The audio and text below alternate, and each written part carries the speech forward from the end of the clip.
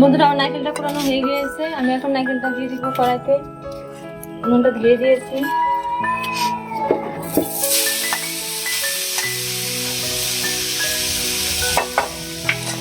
দুধটা আমি আগে থেকে জ্বালিয়ে ঘন করে রেখেছি, এটা দিয়ে দিব। পরিমাণ মতন চিনিটা দিয়ে দিব।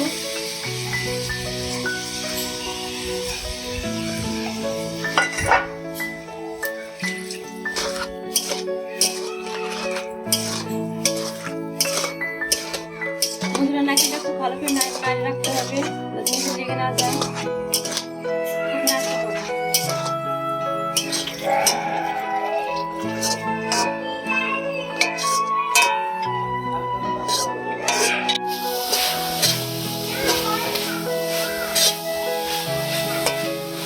খুব নাড়তে হবে, নিচে যাতে লেগে না যায়।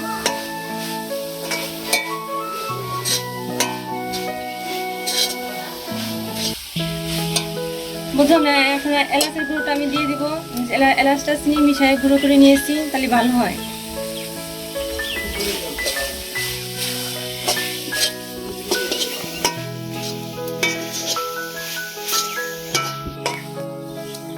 আমি দেখেন কড়াই থেকে এখন ছেড়ে দিয়েছে নাড়ুটা। আমি এখন এটা নামিয়ে নিব। নামিয়ে আমি এখন এটা করে দেখাবো আপনাদের।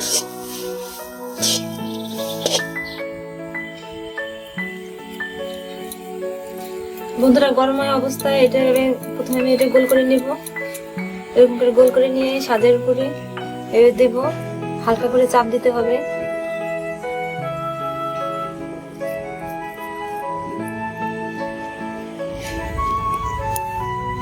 দেখুন বন্ধুরা, এভাবে আমি হালকা করে চাপ দিয়ে নিয়েছি।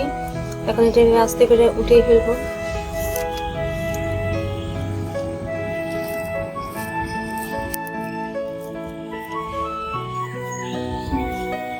বন্ধুরা, আমি এভাবে সবগুলো বানিয়ে নিব। চাপতে চাপতে করতে হবে, চাপ না দিলে ডিজাইনটা উঠবে না।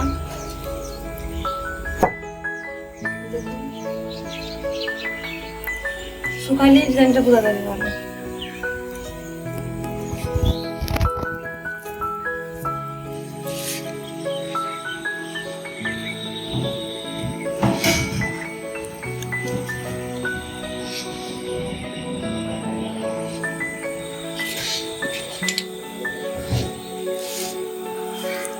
দেখুন বন্ধুরা, আমি এই সাজ দিয়ে নাড়ুগুলো করে দেখালাম আপনাদেরকে। এই সাজটা দিয়ে আমি ডিজাইনটা করেছি। আপনি বাড়িতে করে দেখবেন কেমন লাগে। সামনে সরস্বতী পূজা আছে, সরস্বতী পূজাতে আপনারা এটা বাড়িতে করে দেখতে পারেন। বাচ্চারা খুব পছন্দ করবে। এটা আপনারা নাড়ু বলতে পারেন বা এটা সন্দেশও বলতে পারেন নারকেলের। বন্ধুরা, তো অবশ্যই করে দেখবেন, খেয়ে দেখবেন কেমন লাগে। বন্ধুরা নমস্কার, আমি ভিডিওটা এখানেই শেষ করছি। অবশ্যই বাড়িতে আপনারা করে দেখবেন।